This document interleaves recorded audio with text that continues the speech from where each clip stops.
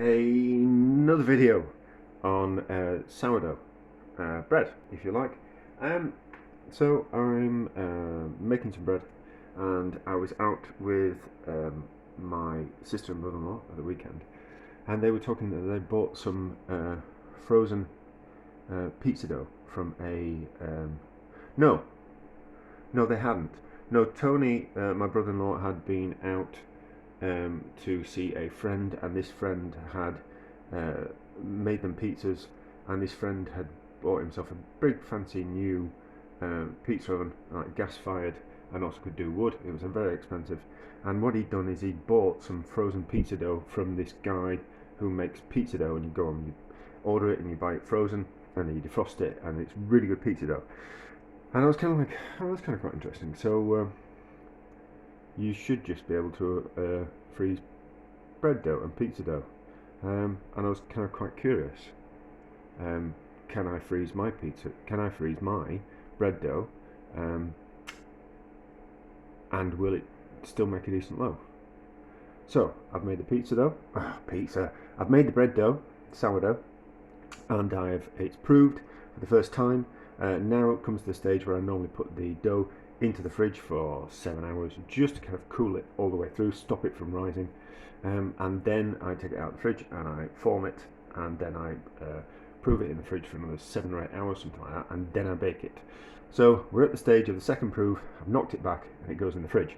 So I thought that'd be a good time to put the dough that I'm going to freeze in the freezer, because it's going to want to I don't think I'll be able to form it and then freeze it. I think it'll be best if I freeze it in this state and then defrost it and then form it into the loaf and then prove it for 7 or 8 hours in the fridge and then bake it. I think that's the best method to use, so we'll see. So I'll put this in the fridge. I'm making pizzas, so I'm going to use my bread dough, and then I'm going to make a loaf of bread as well, so we'll be able to kind of like hopefully get some kind of comparison. So this will freeze quite quickly, so I'm going to work, so I won't be home in about 12 hours time, something like that. So it should have frozen in the freezer in 12 hours, and I will take it out and defrost it, and then hopefully be able to bake that bread and that bread at the same time. Hopefully, we'll see how it goes. So how many hours later? 10, 11, 12 hours later, the dough is frozen solid. Now, if I leave it out overnight to defrost, there's a chance that it's going to want to start rising from the outside. Oh no, maybe not. Maybe the inside, the core being cool and frozen, will stop the outside from rising too much. I won't put it in the fridge. No, I'll leave it out overnight. What I'll do is leave it out overnight and see how it is in the morning, if it's completely defrosted, and then probably defrost it in the fridge for the last bit of its defrosting. And then I was kind of thinking, I had two thoughts. So I'm probably going to need to knead it again for a couple of minutes before I form it, because the freezing process might have killed some of the natural sourdough yeast.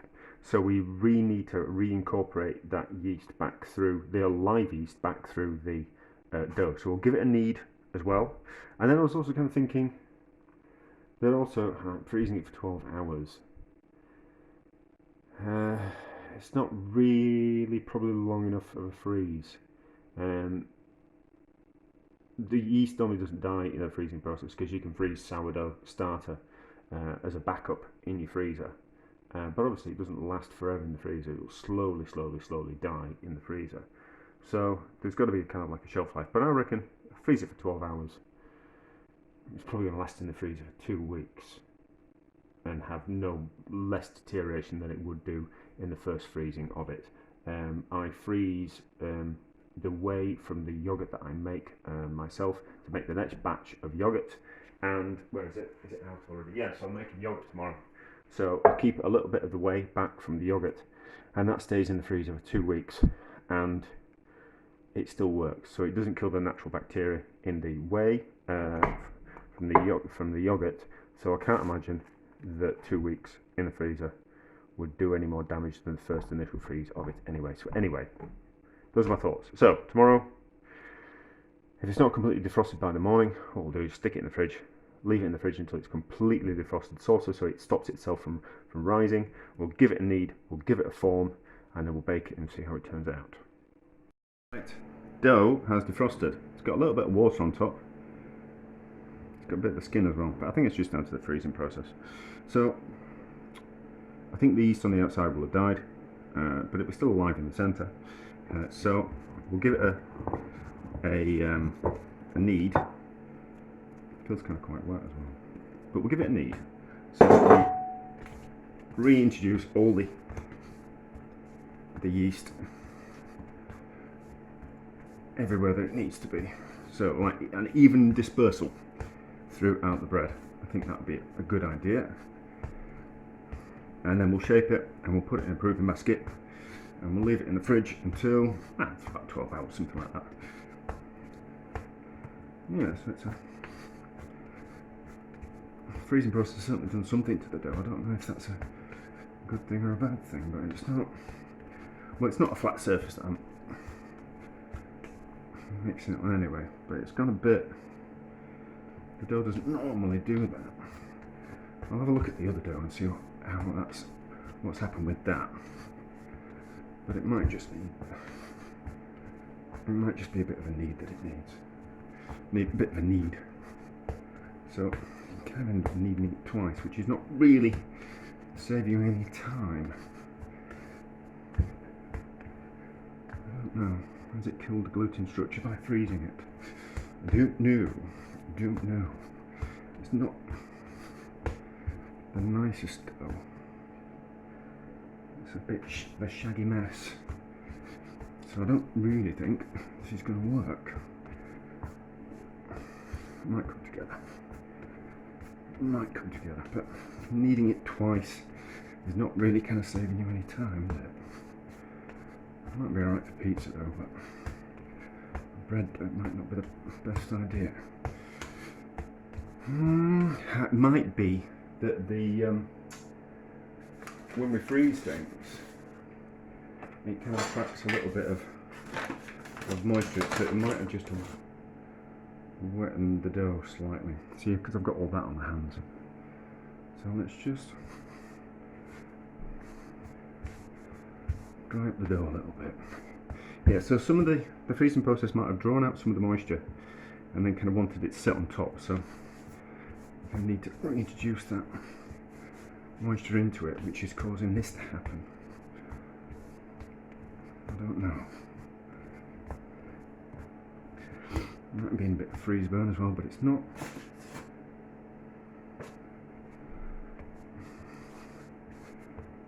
The nicest looking though. I don't think it's going to get much better. Let's get rid of some of that. Let's get rid of some of that from my board. I suppose you're really supposed to knead on a flat surface, but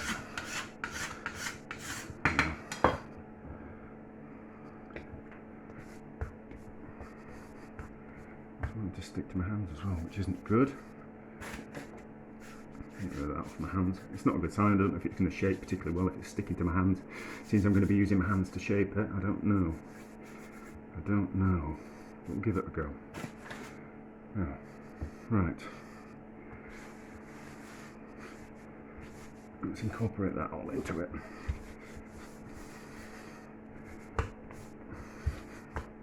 It's come off my hands. Shall I give my hands a... Is it going to tighten up? I don't think so. I don't think so. It might do. Right, I'll wash my hands. Let me wash my hands.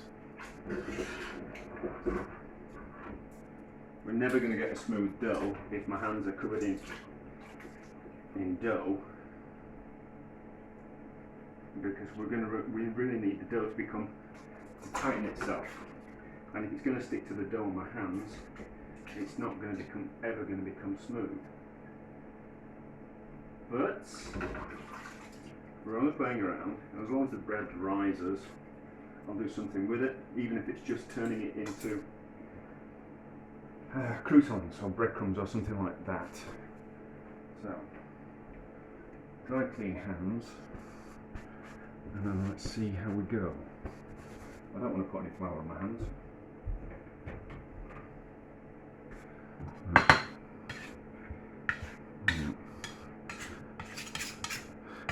You know, keeping the dough moving is kind of what stops it from sticking, so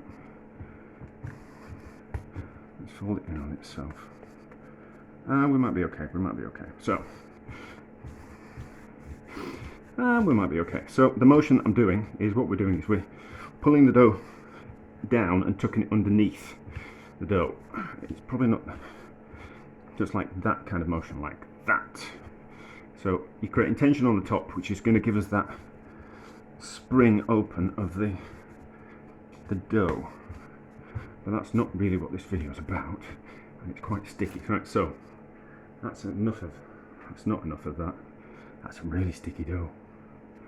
I don't want to add more flour. It's difficult to move it. Okay, so we've ruined that. Maybe freezing bread's not the best idea. Right, quickly start again.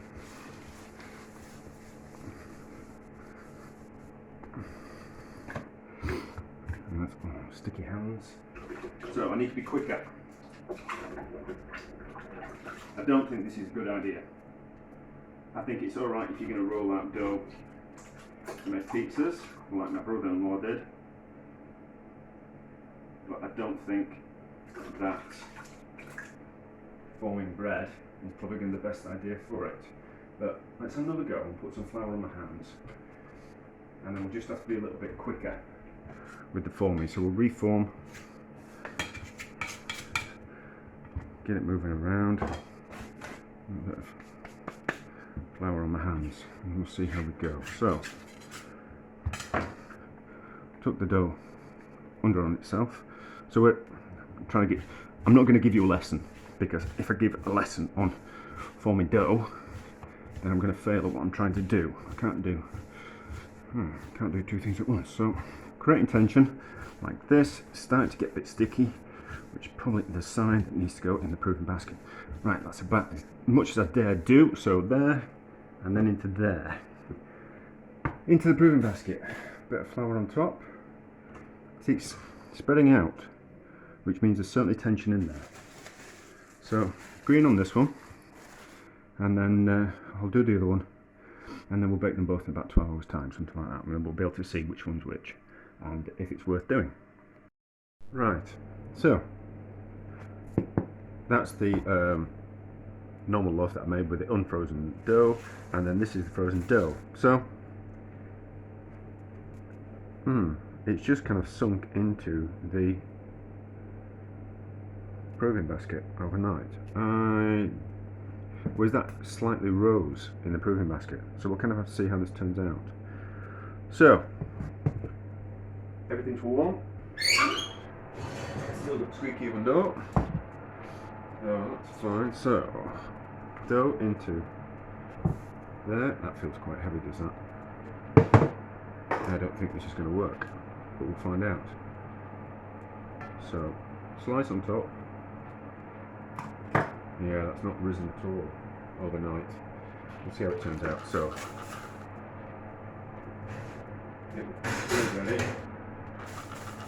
water on the side, lid on, in the oven, full temperature,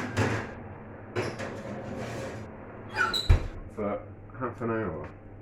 Got a timer on for half an hour because I might just forget, and we'll see how that turns out. But it hadn't risen at all through the overnight proving process. So I don't know if the freezing process has not kind of killed the yeast in the sourdough, but we'll see.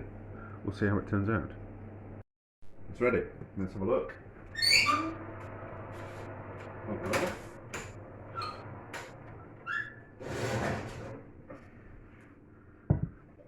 There. So there's no cheating, so I haven't looked at it before. Oh, there we go. There we go. So that's not, that feels really heavy. That's that's not worked, has it? So we don't even need to cut into that at all. I'll do something with it. It's got a little bit of rise, but I think that's more of the down to the heat rather than the actual yeast. It looks like it's got a big hole in the centre as well. So freezing dough for bread doesn't work. Probably works for pizza dough, because pizza, not that bread dough and pizza dough are kind of different, but a pizza dough doesn't rely on rising as much as a bread dough does. So you kind of get like that instant hit of heat in a pizza oven that rises the dough through steam, whereas bread isn't just quite like that. You kind of have to rely on the yeast and the rise in the bread to make it nice. So we don't need to cut into that. We can know that we can't freeze bread dough. There we go. A success to a failure. We've found out that we can't do something. So that's success, isn't it? Isn't it? I'm sure it is.